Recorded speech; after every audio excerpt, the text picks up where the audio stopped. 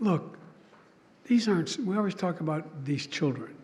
They're not someone else's children. They're our children. And they are the kite strings that literally lift our national ambitions aloft in a literal sense. Think about it. If you got to do one thing to make sure the nation succeeded in the next 2 generations, what would you do? You'd want, I would say, literally, have the best educated public in the world. Have our students gain confidence enough to know what they can do, to reach in. We have an obligation. We have an obligation to help them teach and reach their potential. And you've heard me say it many times about our children, but it's true. They're all our children. And the reason you're the Teachers of the Year is because you recognize that. They're not somebody else's children. They're like yours when they're in the classroom.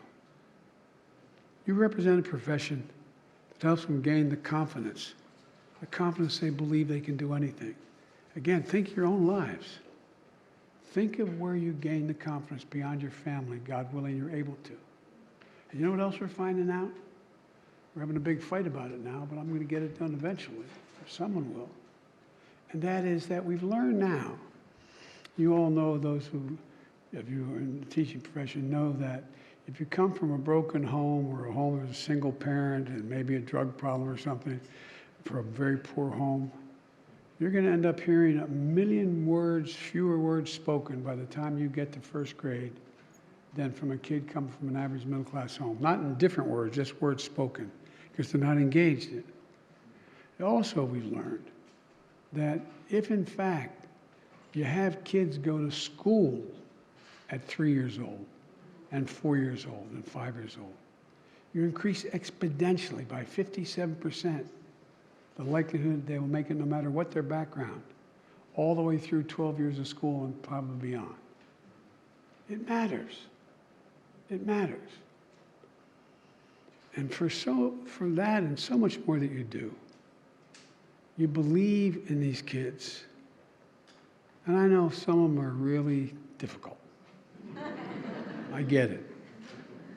But you believe in them. And you know when they know you believe in them. They believe in you. So thank you for what you do. You are, if I get to have one profession that's the best in the world, not a joke, it's you I want to be the best profession in the world. Because you affect what this country looks like, what it'll act like, what it'll be like, its success or failure, more than any other group of Americans, period. So thank you for what you do. Keep it going. And I promise you, Jill has your back and mine. Thank you very much.